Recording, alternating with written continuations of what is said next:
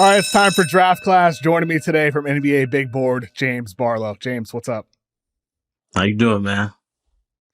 I'm doing excellent today, man. It was the opening week of the college basketball season, so I want to go through some of the things we learned over this past week, starting with lottery lessons. So this is going to be a segment where we focus on three of the guys projected to go in the NBA draft lottery, top 10-ish guys. Who do you want to start with, James?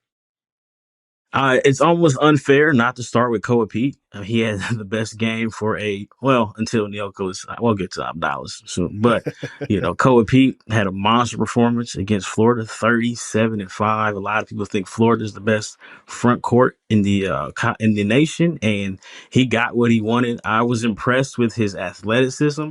You look at Koa Peat, he's built like, a brick wall, and he can move.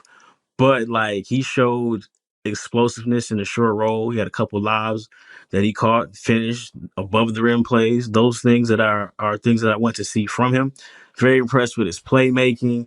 And like I knew that he was going to be a really good defender. He showed that in the under 19s this past summer, but like he did a very good job defensively and short range or excuse me, mid range jumpers, touch. Like he did a lot for himself. I had him at number 11 in my preseason big board. And I think that he is somebody that could crack the top 10. We'll see how high he goes. I do want to see him shoot more threes. I do want to see him rebound and push because he does have the ability to handle the ball. He handled the ball a lot for the Compton Magic. But very impressed with his game overall. I think he has the potential to be a top 10 pick for sure. Yeah, definitely has potential to be top 10. He looked like a top 5 pick, at least in that opening Yeah. night game against Florida. But to your point, I mean, if you're an NBA fan watching Koa Peat, like, okay, first of all, this guy's awesome. Like you said, he's like a brick house. He's strong, versatile defensively, lob guy. But then you're like, oh, wait a minute. He's only 6'8", hasn't hit a three-pointer yet this season. You mentioned his time with the Compton Magic last year. He shot 70.5% from the free throw line, only 29% from three. So if you're an NBA fan looking at Koa Peat, you're like, is this guy going to shoot threes at some point? Do you expect to see that this season, James? Or is that more of a long-term, down-the-line developmental thing for Koa? I think it's long term, but I also think, and I wish that these guys, when they look at these schedules and say, okay, I don't know where this school is at, so I'm pretty sure I'm going to be able to, do what I want early on. That's to me the time where you should kind of try to mix things up. But ultimately, long term, Kobe Pete, I feel like he just has to stretch the floor. I think while he is a good athlete, he's not your great athlete, and but at the same time, him being able to stretch the floor is going to keep the defense honest. And as a pick and roll four guy, I think, which he will be at the next level, you're going to have to make those jump shots on the pop. Like he has very much so a 2002 power forward game right now, and he's just going to have to make some adjustments. I mean, I think the good thing for him, at least in today's day and age in the NBA, there's so many too big lineups, so many too big teams. And so I think like if he entered the NBA, like you said, 2002, perfect, right? If Oh, he for entered sure. the Yeah. NBA in 2016, it'd be like, well, is he a PJ Tucker, small ball five? Nowadays, it's like so many teams are playing with two bigs, whether they're, 7-foot bigs or Hmm. undersized bigs, that I think for Koa Pete, there's a role for you in the NBA nowadays when you see the amount of guards that like might be limited jump shooters like Amen, Osar Thompson that can set screens and play in the dunker spot. It's a positionless Hmm. game nowadays. And I think that's where with Pete, it's I can't wait to see him in the NBA, obviously, to see how like Hmm. those edges of his game develop. But even right now for Arizona, the fact he did that on opening night, his first game of his entire college basketball career. Is one of the best debuts we've ever seen. 30.7 boards, 5 assists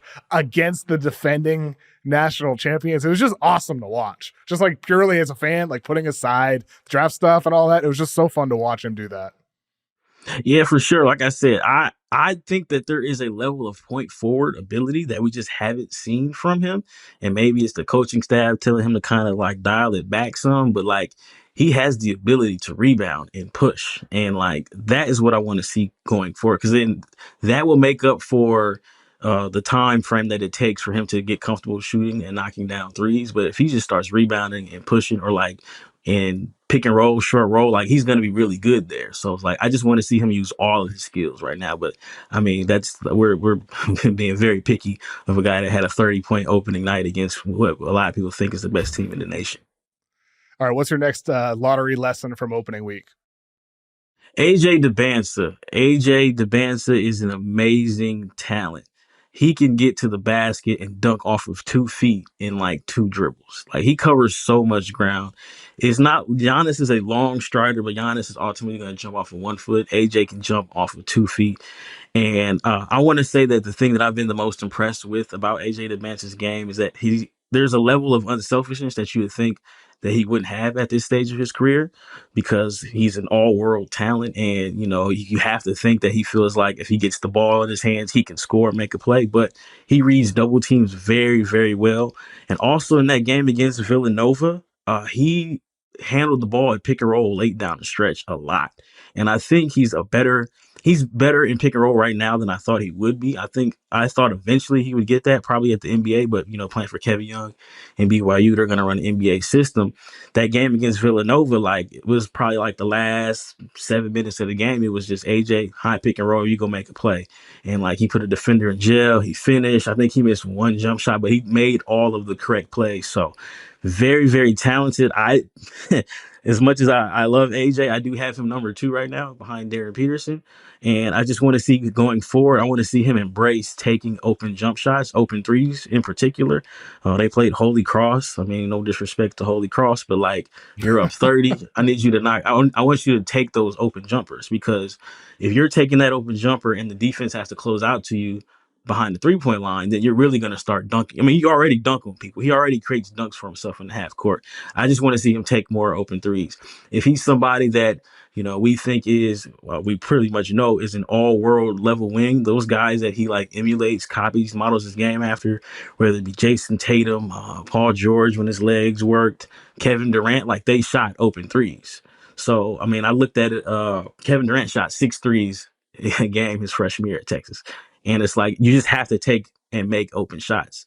And I have no issue with him shooting pull-up jumpers, mid-range jumpers. Again, your superstar level talent wings, in my opinion, you should shoot and take them, but you shouldn't turn down open shots. So that's what I definitely want to see going forward from him, because he's an amazing talent. And I think a team that drafts 1, 2, maybe even 3, you're going to, pour champagne in the draft room because you got yourself a dude. I mean, yeah, I think you're spot on with everything you said. His playmaking is underrated, or was underrated entering the season. He's getting opportunities to show that he's actually really talented as a creator. He has feel, pace. He can pass the ball. He's not a selfish player at all. Very good I pace. think that very good, and I think that's where he's a bit underrated overall as a talent. He's not just this rangy scoring wing. He can create. He's really like a big guard in a lot of different ways with the way he handles the ball. But to your point, if you're going to be that superstar type of player, A, yes, hitting pull-ups is nice, but B, you got to just, crush the defense and hit those open shots. And there have been a few times through BYU's game so far where he's passing on open opportunities and just dribbling into a pull-up mid-ranger. So far this season, according to Synergy, he is 1 for 4 on pull-up jumpers. He is 1 for 3 on 3-point attempts. That's not enough 3-pointers, period. Like you just need to get those attempts up, and he's a better shooter than maybe he even realizes sometimes. Or maybe this is just early season, him working things out. I'm not so sure. What do you think it is? Yeah, I had him, and the thing is, I had him at Utah Prep. I think he was at like 40% on unguarded catch and shoot shots. I mean, you have to think players of their caliber, they don't get very many open jumpers just because, especially in high school basketball and in AAU, because they're the number 1 on the scouting report. But like, if you think back to those Golden State days and those big shots that Kevin Durant was hitting to knock out Cleveland, like those were trailing catch and shoot threes. And the play that I clipped up on Twitter was a trailing catch and shoot 3 that he ended up passing up. Now, again, he's super talented, and it's Holy Cross. Again, no disrespect to the Lord's teams, but like he's going to make those shots. So I want to see him, I want to see him embrace those catch and shoot shots, because the floor becomes bigger when you're making and taking that top of the key, catch and shoot jumper. So again, he's so talented. I've watched his clips like 2 or 3 times over, and it's just they're as impressive as the first time that I watch him. What's holding him back from being your number 1 right now, James? I think Darren Peterson just is a better basketball player, and it's crazy to say. What does AJ need to do to be the better basketball player? Like, what's holding I AJ think back AJ. specifically? Well, so I like AJ on the glass very much. So love him rebounding. I want him to create more defensive plays. He's got all that talent. He has all that length. He should be blocking at least 1.5 shots per game. He should be getting steals in transition. And right now, the defensive counting stats, not just again, not talking about the 2 game sample. I'm talking about just through like their high school, their prep career, their AAU career. I think he's behind as a defender, even with all that length, athleticism, and potential. I think Darren Peterson is going to just create plays on defense. I think Darren Peterson, those same shots, again, it's early. We're not talking about just 2 games, but those same shots that AJ may turn down, like Darren's knocking those down. Like you could, even though they did lose that game against North Carolina, like there's a certain level of fear. It's like, oh shoot, we left him open. He's gonna make this shot. And then like that's gonna continue to open up the game for him. Like I feel like Darren, and not just these 2 games, but just speaking of these 2 games, Darren is averaging 21, and he hasn't like dominated the game yet. You know what I'm saying? Like it just looks easy to him. But I think Darren is the best guard prospect that we've had in the past 15 to 20 years. And he's going to bring it defensively. He's going to make shots. Very good playmaker, competitiveness. He just checks all the boxes that I want to see from my superstar guard right now. And again, Yeah, I think that they're really close to each other. But today, I'm taking Darren Peterson. I think that's incredibly fair. And Peterson had a great opening week himself, as you said. You mentioned that North Carolina Kansas game. That was the game I was most looking forward to throughout the Mm-hmm. entire opening week. And Caleb Wilson and really everything he's done for North Carolina so far, even going back to the exhibition games. We knew entering college that he was an elite tone setting defender. He had that play against Kansas where they caused a 10-second violation. He's going crazy on the court. You see the emotion, and we knew he's an elite finisher, explosive. But the mid-range shot making, he had that turnaround on the baseline against Kansas. The playmaking as well. They're using him at the Mm-hmm. elbows and the wing, those high-low passes to Visar. I mean, he looks like a more complete player. It's so far for North Carolina, and I loved, after the game, he did his interviews and whatnot, and he showed. I think it was after their first game, or no, maybe it was after the Mm-hmm. Kansas game. He showed his wallpaper, and it was like he puts his wallpaper as something to get pissed off about, and he's like, from my time with the All American game, I didn't touch the ball. Darren Peterson was on my team, and then he had an interview with Jeff Goodman with the Field of 68, and Jeff asked him simply, "What haven't you shown?" And Caleb Wilson's like, "I haven't shown people I'm the #1 pick yet, so that's all I'm worried about." And I just love the attitude, he walks the talk essentially, right, with Yeah. the intensity on the floor and off the floor, and he looks awesome, dude. I'm very, very, very, very impressed with the complete package from Caleb Wilson so far. That's what stood out to me from opening week.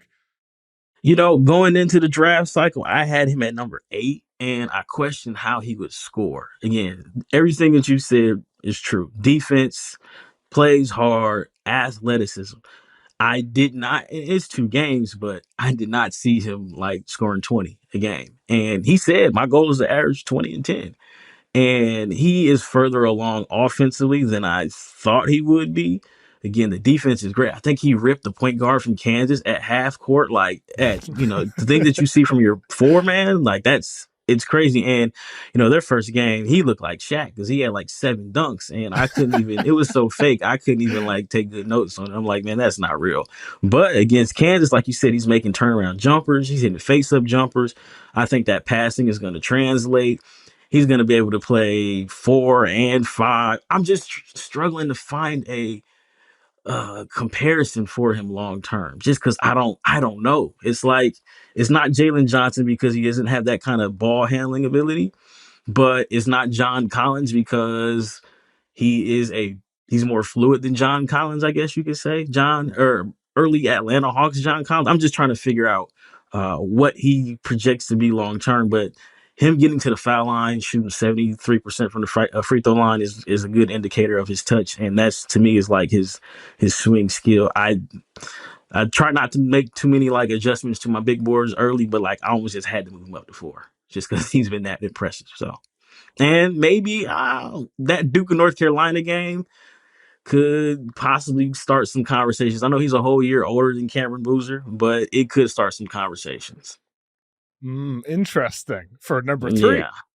possibly. I, I'm, I mean, since we're here, like I like Cameron Boozer a lot. I think his floor, he's probably the safest pick in this draft. His floor is extremely high. You can pencil him in for 11 rebounds, 3 Al assists. Horford, right? Al Horford Al type of Horford, career. Wins yeah, every year, produces.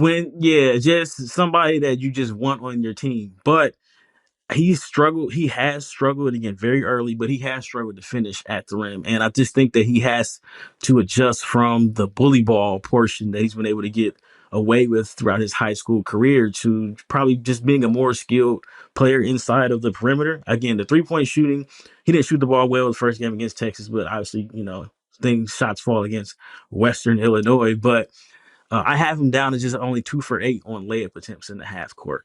And it's just something for me to monitor. Again, very high floor.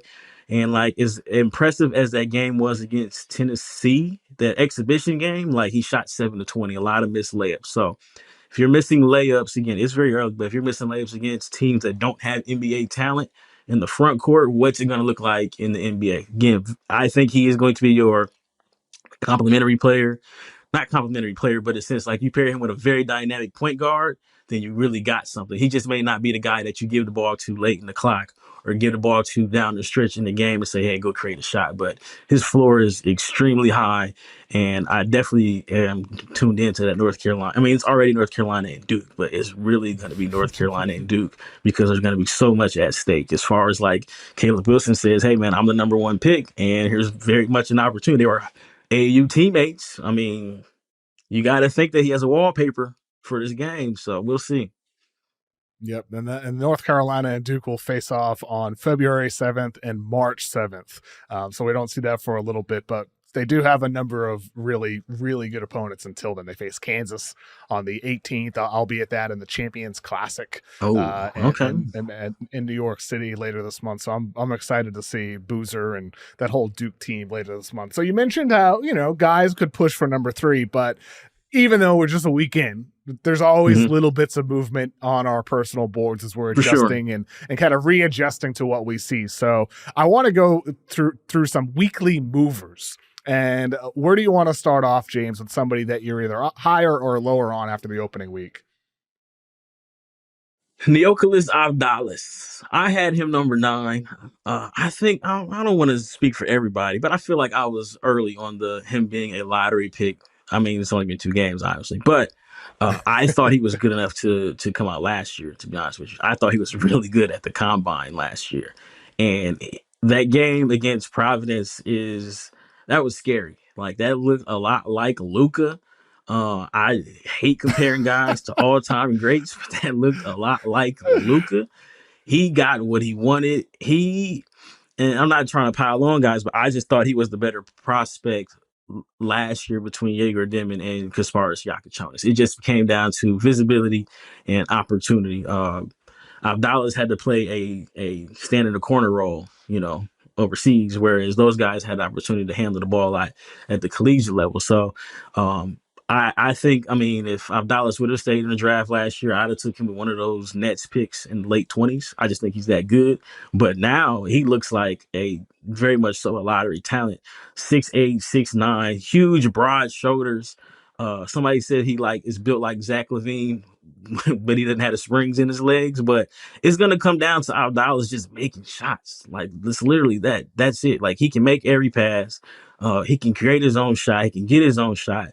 He can get to the basket. He's extremely poised. It's just throughout his career, as those Luka Doncic comparisons that they weren't just from this past week, and they've been going on for some time if you follow his career. But he just has to make shots, and he hasn't been efficient. And even then, like the game against Providence was great, but the previous game, I believe he was like 3 for 13, and he just kind of struggles to make shots. Again, not a great athlete, very talented, very He's skilled, but if he can inconsistent, make you James. shots, He's very yes, inconsistent. That was yes, my issue with him last year. And through 2 games, first game he just wasn't yeah, good, 3 for 13, right. and second game he's looking like a #1 pick. I mean, I posted his highlights on X, and I asked simply, "Who does this remind you of?" And, sometimes you make a post and you don't expect a big reaction, but it was like a huge response with a ton of people responding to that. And so like some of the responses, a taller Luka, there's a lot of Luka responses that we saw. As if we cycle through these with these, we saw Virginia Tech is a 6'9" in shape Luka. I mean, he just a lot of Luka responses, but I feel like the Luka one's a little unfair to him. This one from YC Banks said more like MPJ, pre-injuries in college. I thought that was an interesting one as well. Chris Middleton, I thought that's an interesting one. Giannis could use a Chris Middleton on the Greek national team. That's a solid one, I'd say. Tony Kukoc, if you want to go back to the 90s. European comparison. Gotta have the white guy Euro comparisons. Gotta have those. This one was my favorite. He looked like the boom goes the dynamite guy. You remember that? Like before the internet went mainstream. You remember that from back in the day? That guy, this guy, the boom goes. He was boom goes the dynamite. You never saw that? That was a guy on like a local news channel doesn't cover basketball, and he a basket was scored and he said, "Boom goes the dynamite." And it's just like it was something on E-Bomb's World many years ago. Penny Hardaway, that's outrageous. Penny.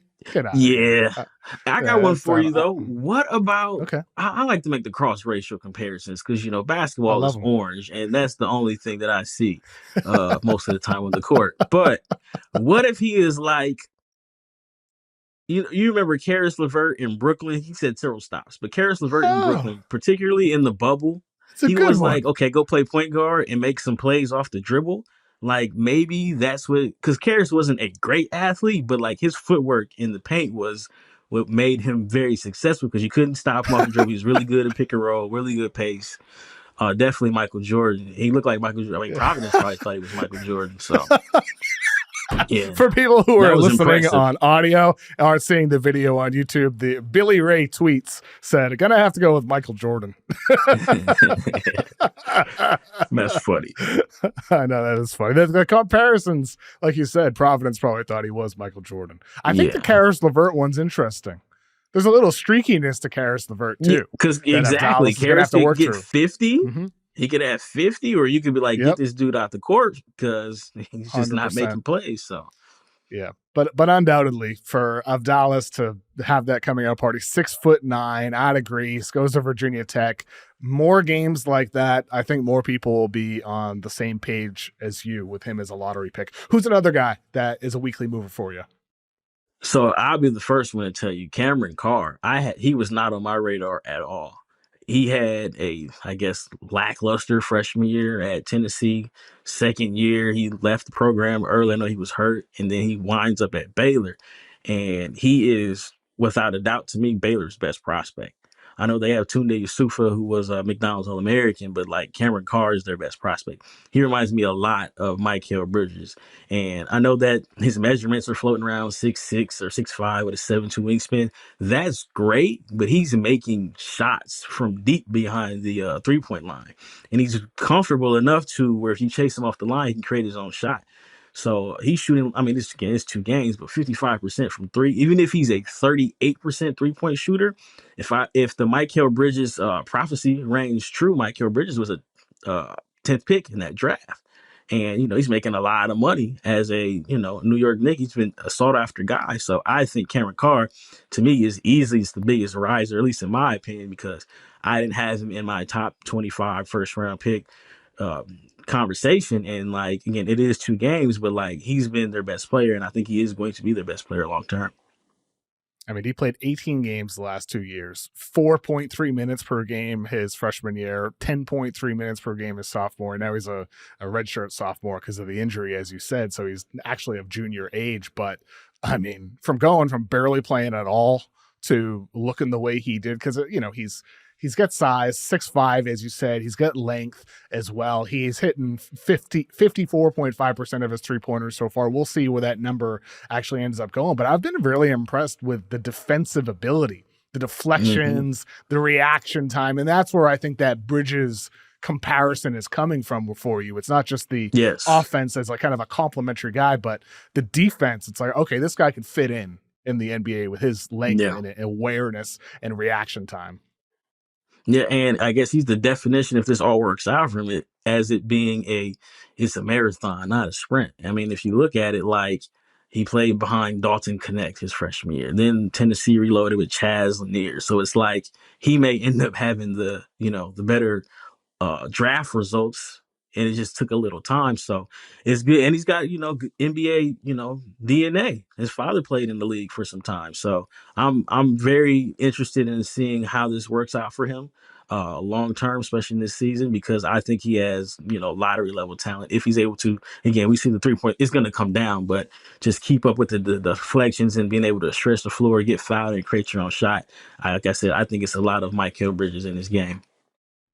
His father, for people who watch basketball in the 90s, is Chris Carr, who played 6 years in the NBA with Minnesota, Phoenix, Chicago, Boston, New Jersey Nets, Golden State Warriors. So played for a number of different teams in the 90s from 95 to 01. Chris Carr last year with the Celtics. I don't remember Chris Carr. I mean, I watched those Celtics teams. I don't remember Chris Carr at He all, to probably be has honest some. with I you. mean, he wears 43, but knowing you guys, Celtics fan, he probably wear like 83, some obscure random number that you guys just throw out because everybody's number is taken already. So looks like he did wear 43. I'm seeing that with he the did. basketball Oh reference shirt. He wow, wore 43. surprised that was available. But nah, he's Yeah. got some good DNA, and I know his father was a dunking machine, so he tried to put somebody in the poster last night against Washington. I know he missed it, but he's definitely got the tools for sure.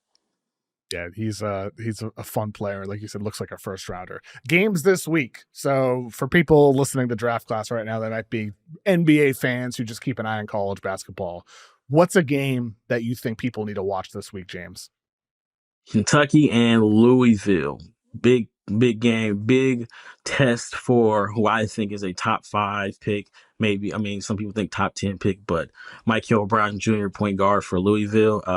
He's got a lot of talent, 6'4", 6'5". He's going to measure out better than what he has in past, starting to fill out physically, but dynamic point guard, definitely not gun shy. He's going to get his threes up, but he's a very good passer. He passes with both hands. I think his initial test, we'll call it a pre-test because it was a preseason game against Kansas. It didn't go too well for him. He didn't shoot the ball well, but you got Kentucky. This is a cross-town matchup. Very, very good opportunity for him to prove why he can be a top 5 pick in this particular draft. I'm a big Michael Brown fan. I think he can make every pass. I do think that the shooting is good. He's dynamic with the ball. Again, the traits that you want your point guard to have in today's NBA. It's going to come down to him being efficient inside the 3-point line. He has struggled in the past, finishing at the rim, but he's starting to like get confident in himself, in his physical ability, and creating dunks off the dribble. And also for Kentucky, I want to see Malachi Moreno. He's kind of a sleeper right now, depending on who you ask. Jaden Quaintance is unavailable, but Malachi Moreno, some people think he has first round talent ability, and this would be a good opportunity for him as well. So, but really, the guy that I'm focused on is Michael Brown Jr. I can't wait to see Quaintance whenever he gets back. I'm Who looking does he forward to remind you watching him of? as well.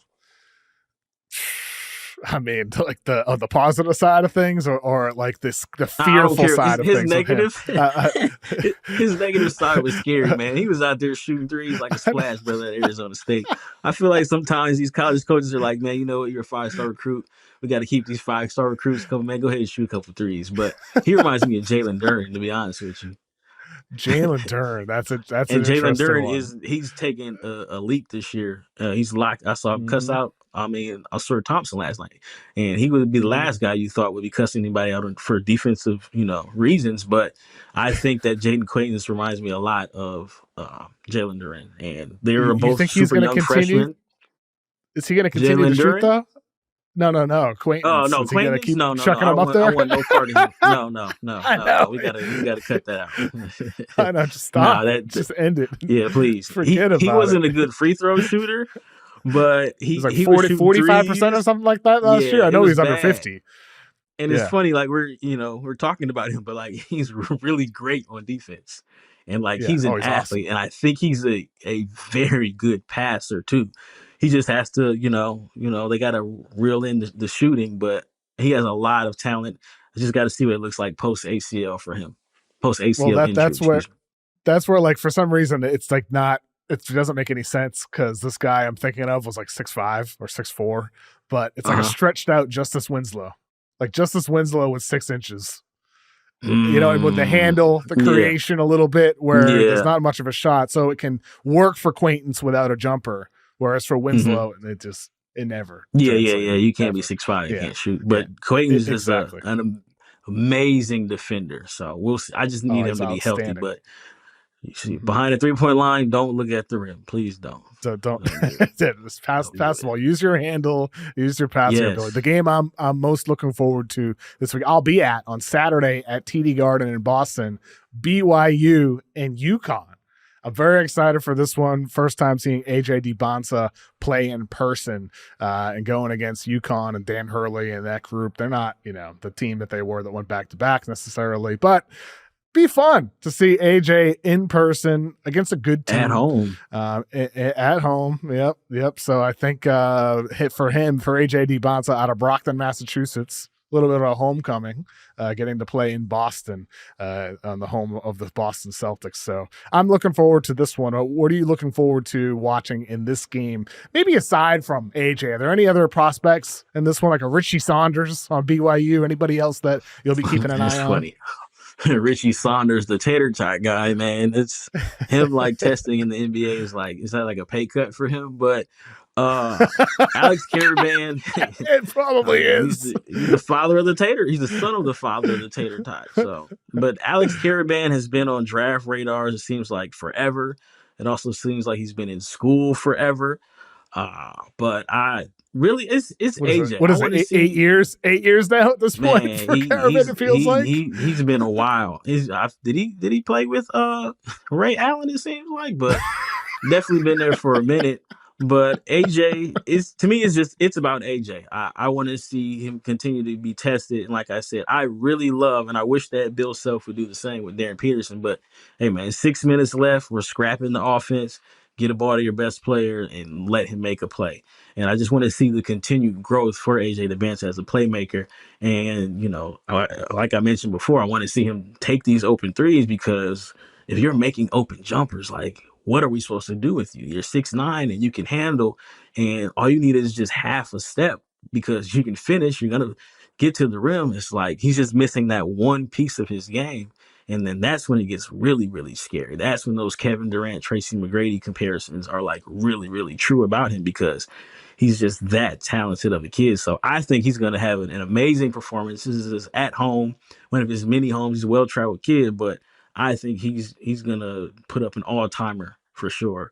And, I mean, he's a competitive guy. You have to think that he sees Koa Peat get 30. You have to think that he sees Avdalas break the internet, and he's like, okay, it's not a conversation, but we'll make it a conversation in my head and, show that he is, potentially number one pick in this draft. I mean, I do think AJ is wired that way. And this is the type of stage for him to start to prove that. With Richie Saunders, the tater tot guy, I think he's an NBA guy. I don't care. He's going to be 25 as a rookie. The jumper, the activity, the intensity, he at least deserves a chance. Is he going to make it? Yeah, I mean, we'll see. He deserves a chance. I mean, the shooting ability, like last year out of nowhere, 43% from three, and he's doing stuff off the dribble and pull-ups. And I mean, we'll see if that sustains over the course of the season. But I'm a Richie Saunders guy. I love the headband. James. I'm not mad at him for the headband. I wonder, if he sees that two-way deal and is like, what? That's it? Man, please. But I mean, you love basketball. You do it for free. Yeah. But yeah, he's gonna take a pay cut if he takes a two-way. So yeah, so I saw he is like a tater tot ice cream brand, something like that through the NIL. Like a really tater tot ice cream. I don't think tater tot flavored ice cream. There's no way that's good. Nah, I'm a public school kid, man. Tater tots weren't good just to begin with to me, but ice cream, that sounds like trip to the bathroom. Tater tots. Very rarely have I enjoyed tater tots. When tater tots are good, they're great. But Yeah. tater tots, like you said, public school, like I would always pass or Nah. Who just knows not how really old those care tater for them. tots were? They were feeding us. Yeah. How many years they took off our life. The Saunders Man. family to blame. Right. I got a bone to pick with him then, for sure. Well, if you get a chance to sit down with him on your show this year, NBA Big Board, well, you can ask him Oh about yeah, it. we definitely James, bringing up the tater tot stories. yeah, Have oh, to, because I need to. I for need to sure. know. He's gonna get so sick of talking about it once he goes to the draft cycle, and everybody, Oh no, literally yeah. every single person is asking about the tater tots. He's gonna be tired of it. Well, James, thank you so much for joining me today, man. Please Oh let people man, know where they no can find all your problem. stuff. I am on X or Twitter, whatever you call it. I'm at Draft Junkie James. On YouTube, I am a independent content creator. It's the Draft Junkies podcast. If you find me on X, just you'll figure it out from there. But writing Your brother articles on the left you. Substack, He left you.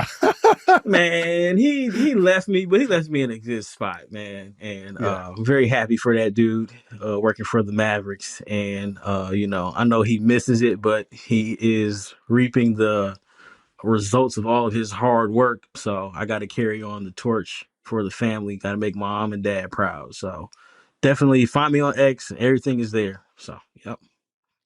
Keep up the great work, James. Always enjoy your stuff. Have a good day. Appreciate it, man. Thank you for having me again.